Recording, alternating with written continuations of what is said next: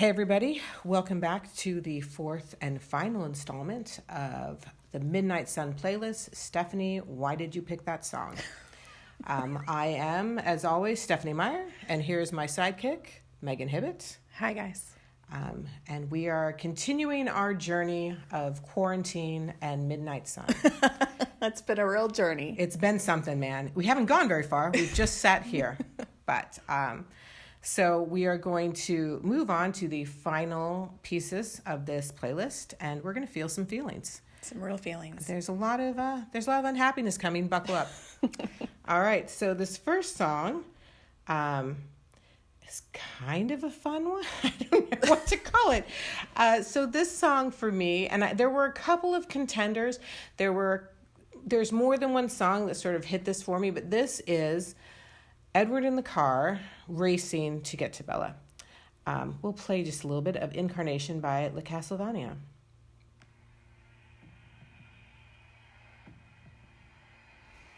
It builds. Just makes me stressed out. Well, it's the heartbeat. I know. And it slowly gets faster and faster. And there's like the sounds of wailing souls in the background. Do we have time to get to the drop? I'm not sure if we do.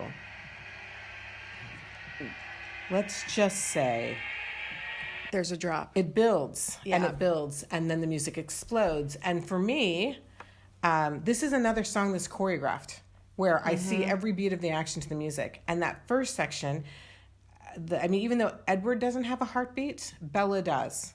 And so as he's imagining what's happening to her, I felt like the heartbeat was actually really apropos.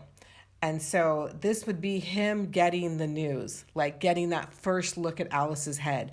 And then the dread grows and grows as the implications become clear to him. And then they're in the car, and the place where the beat drops in the song is when the striped arm goes up and Edward hits the gas. And then the rest of the song is him racing through the sunlight, trying to get around all those lame drivers who don't know how to get anywhere fast. Smashing off his side mirrors, and there's even a place where the music slows down again and is quiet, and then it explodes again, and that for me is the car flip. So if you listen to this and you've read that chapter carefully, you should be able to hear each of the things that happens as it happens in the song. I'll say this song, we've said it a couple times, so I don't feel bad saying it now, though. Don't come for me. Please. People are always coming for me for this, but I was not dying for Midnight Sun the way a lot of people we now see were. There's a very kind spin on this that you never give, and I think part of it is that she is with me a lot, and she saw firsthand the toll that Midnight Sun was taking on my mental health. And so she did encourage me, like, let it go, write something that makes you happier. Yeah, that's where I was coming from. But then last summer, she played this song for me and said, I think this is the song. And she did the whole thing like she just did, the striped arm, the going through. She went through all the choreography, and something like a switch flipped, and I was like, yes, it's time. Show me this. Finish that. If you just write that one thing. And she's like, Megan, don't start. And I'm like, start, do it. I got to see it. So anyway, that's what that song makes me think of. This song also, and this section, I've talked a lot about, people have asked me, will there be a movie? And it's funny the direction that question comes from. Like, have the powers that be decided to gift you with a movie? And that's not the direction that goes at all anymore. Right now it is, will I decide to pursue that? Yeah. And this is one of the arguments in favor, because I can see this on the road. I can see it so clearly. I want to see it done, but it's only just one little piece. So it's a toss-up. But this would look so good in a movie. It would be. Or in a TV show, which is what I want to do. Either way, it would be great. So beautiful to look at. So. You know, how many car chases have you ever seen in the movies that only involve one car? I don't know. That's a good question. I mean, it's always someone being chased by someone, or, motorcycles trying to shoot each other. But this is literally one person trying to move very fast. And you usually see that as somebody running, trying to get to something. Right.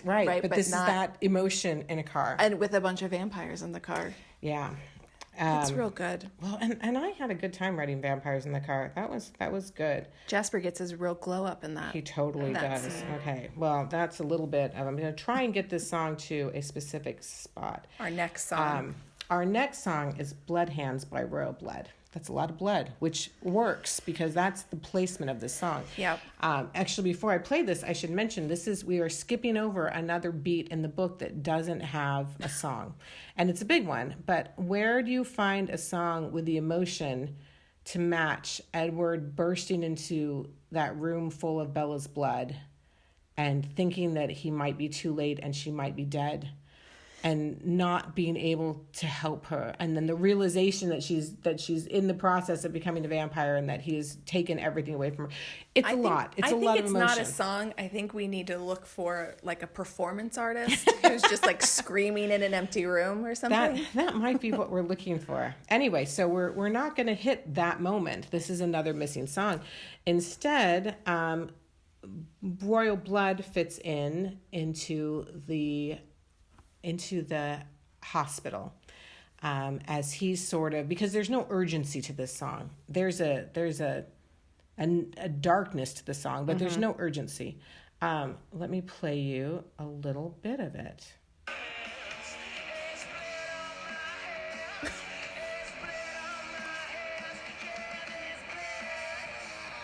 It's very specific. It's very specific. And this is a song that does not fit all the way through. I mean, there's ways I could manipulate the lyrics to find a place to fit them, but really this is just about the chorus over and over again. There's blood on my hands, because this hit for me the feeling Edward has here. We're like, this is all my fault. Mm-hmm. This is all my fault.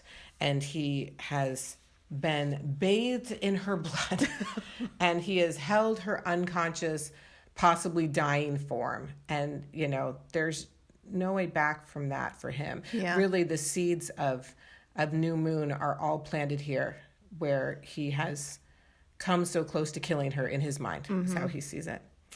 Poor guy. And here we go to a new emotion. The next section is a classical song that where it fits in the book because I mention it by name again.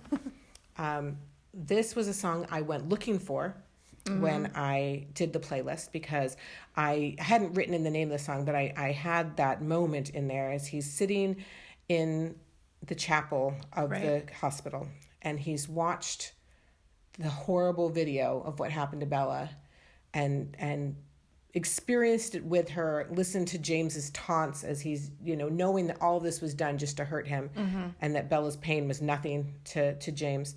And what song comes on in that moment? And so I listened to a bunch of classical music that is considered to have religious undertones, so that it might be playing in a church, and which ones played that emotion for what I think is probably the best work I've ever done in that final section of that chapter. And so I was finding a soundtrack for it. And so this is, let me turn this up a little bit, a piece of the Piano Concerto No. 2 in C minor by Rachmaninoff. The only piece that I'm using here is the Adagio sostenuto, because that's the one. There are many movements to this concerto, and this is the only piece that to me hit the feeling that was right, that if I made this into a movie, this is what I'd want to hear in the background. So Rachmaninoff, man, who knew? Good. Oh, I knew. Good stuff. Rachmaninoff's the best. So I was happy to find something of his that kind of fit into where I needed it to be. So that's our piano concerto. Moving forward, this next song, The Dark is Rising by Mercury Rev, is fairly new. The song is new. It's new to the playlist. It's a little dramatic, but so is Edward. But then it's also very quiet, and maybe I'll try and skip ahead a little bit on this one too, because the drama parts don't. It has a split personality, which I love, because Edward does too. But we'll play a little piece of of the depths rising. Oh, we got the drama. So you have this big movement, and then it goes very soft.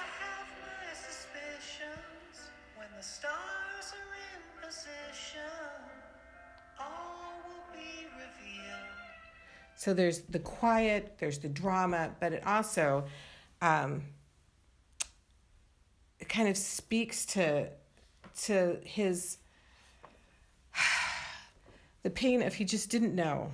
He says, "I never dreamed I'd hurt you. I never dreamed I'd lose you. In my dreams, I'm always strong."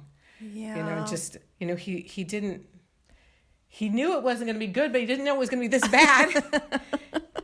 He also says, "I always dreamed I'd love you. I never dreamed I'd lose you. In my dreams, I'm always strong." I just, just that he gave himself a minute to think that they could have happiness. And it all fell apart. And that's what stings the most for him, is that he had that moment of believing. Because it's that thing where you like, is it better to know or to not know? And now he knows. And this is his accepting fate song. Mm-hmm. Like, I've known all along that this was my fate, but I did not accept it until this moment. While you are recovering from a traumatic injury that is my fault. Yep. Well, let's move on to something more romantic, shall we? Is this when he crushes the... No, that's the last one. That's in the classical piece that we just listened to. This is post getting her home. Okay. Where he's sort of like, accepting his fate. So this next song, and I know that this is controversial, because ever since the first Twilight motion picture, there has been a definitive prom song. Mm-hmm. And let me say, I love that song. It's a great song. Every time it comes on, I'm swooning. Mm-hmm. They did a good job there. Yeah, a real good job. But I wanted my own. I wanted it from Edward's perspective. This song is old enough. It could have been played at their prom in 2005, which I thought was... Oh, really? Yes. I didn't know that. Spiritualize has been around for a while, and this is something I wanted.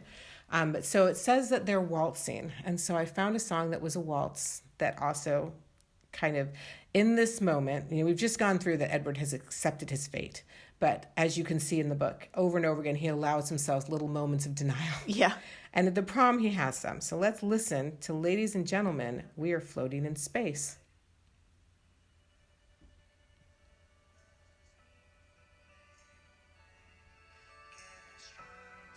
Do you hear the waltz? 1, 2, 3.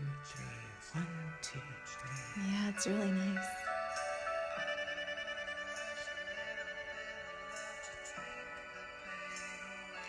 A little bit of love to take the pain away. I mean... The perfection. But this song, it takes a little bit of some Elvis in here with some of their own lyrics.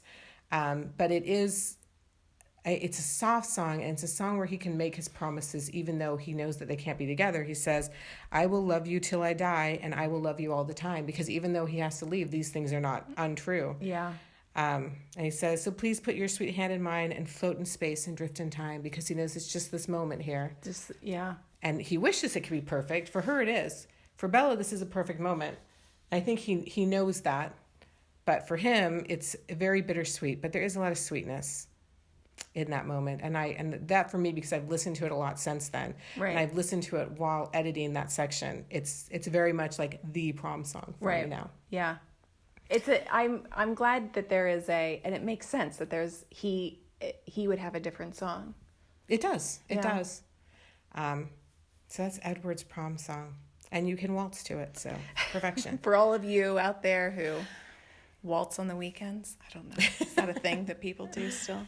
Hey, I took ballroom dancing classes in college. There are places you can go learn this stuff. It's a lot of fun. Dancing with the Stars is very popular. They should be take note. I don't watch that show, but I do love ballroom dancing. All right, so let's get sad again. There's no more happiness. If you want to end on a happy note, leave now. Yeah.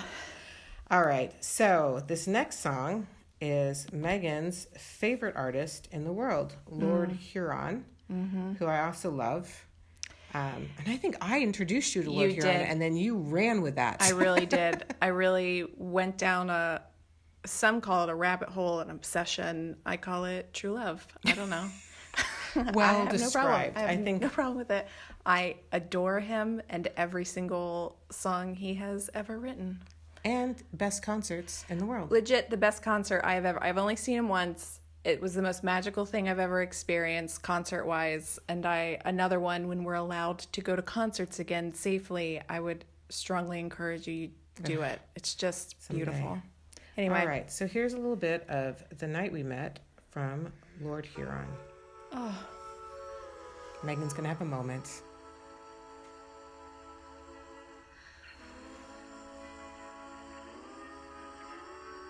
Come on. So pretty.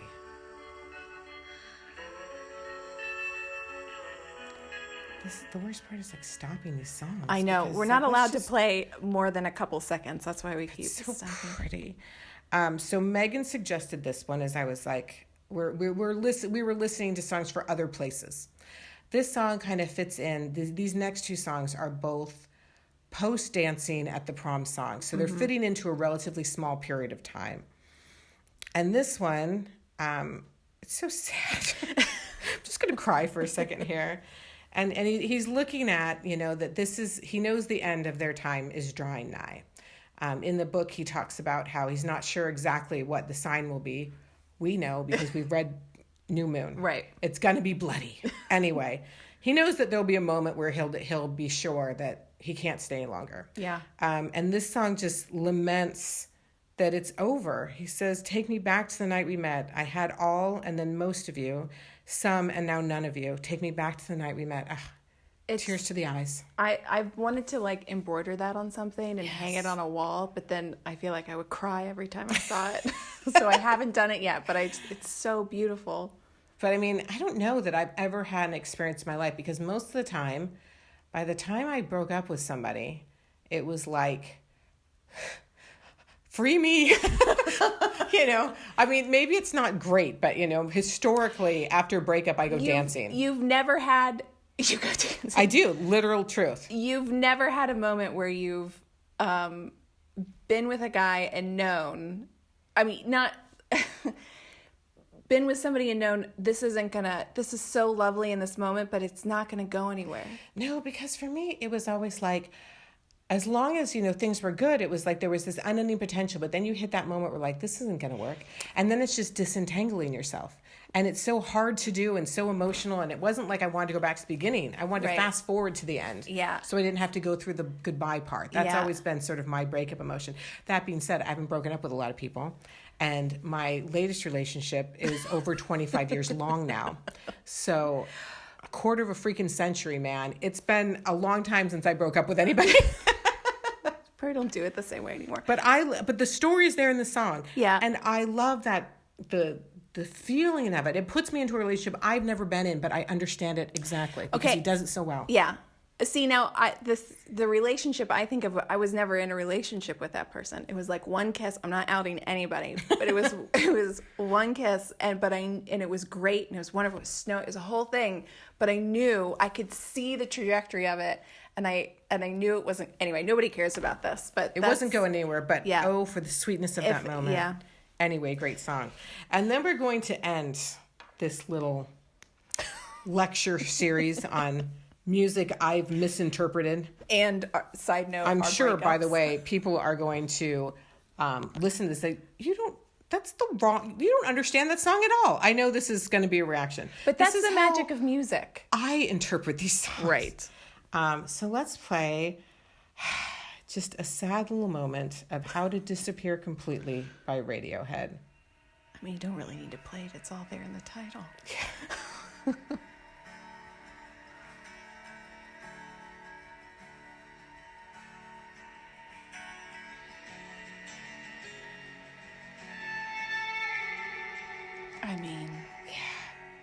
Let's just all go lay down on the floor and not get up again for a while.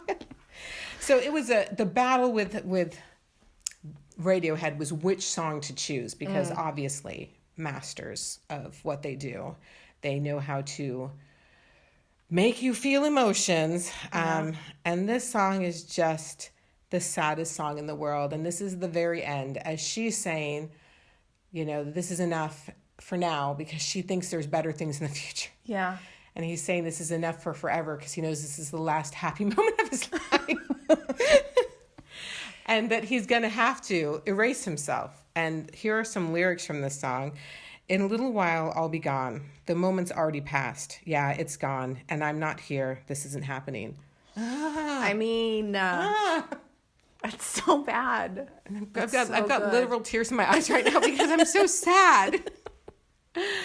Go read Breaking Dawn. Go read Breaking Dawn. That's the antidote to this playlist. Go read about Edward being You're happy. legit crying. Yes. I didn't think you were. That song always makes me cry, man. It is sad. It's a really sad song. It is. And it's a sad ending. And I have to say, that was one of the struggles with writing this novel, was knowing that it's not a happy ending. Yeah. It's, for Bella, it was. For Bella, it was this beginning to her amazing romance, and she had no idea that what was going to happen to her. Right. Poor Bella. But Edward, it's worse. I'm a firm believer in the anticipation is half of the pain or the pleasure of anything. And he has it twice as bad as her because he knows it's coming. Right. And that he has to be the mean one. Yeah. He doesn't want to be. Don't read New Moon. Go read Breaking Dawn. New Moon is too sad. Anyway, so that it feels weird to end on such a sad one, but I guess it's appropriate. That was a lot of talking from us. Hopefully, if you were interested in the playlist and what things meant, that this has cleared things up and been interesting. Mm-hmm. I hope it wasn't super boring. If you have any suggestions for the missing pieces, yeah. It's an ever-evolving thing. The playlist can grow and change. Mm-hmm. That's the fun thing about playlists. I've been doing this forever. Since Twilight, I tend to quantify songs into stories. Mm-hmm. I've always made playlists for stories in my head, and then here I had this written story, and so I went ahead with all these songs that made sense to me, and then I remember, that kind of like, can I put this up? I think it's fun. Yeah. I think other people like it. Let's see what happens. And people loved it. Yeah, and it was such a part of, it wasn't just the book when people were talking, because I remember when I did not know you when Twilight came out, and that was what I heard, was the book, and also you need to go listen to the playlist. And it was just a fun experience. And I hadn't read a book like that before with a soundtrack going on. Well, I was super happy that people seemed to like music and hearing my side. So here's my side for Midnight Sun. For Midnight Sun. And I hope you're not crying. No one's crying but me. I'm the only one dumb enough to be crying right now. But I hope it wasn't too sad. I hope that you enjoyed Midnight Sun, and that even though we couldn't do any of the normal stuff to launch it, that there was a sense of fun and anticipation that we were able to do by releasing things and lines and whatnot. It was me trying to reach out across the distance and interact with you and enjoy your responses so that I could get excited about things too. And I thank you for all of your support and enthusiasm and how it makes this all so much more fun for me. I love you all. Thank you so much. And thanks for listening to a podcast that will never happen again. Thank you very much. Goodbye. Bye.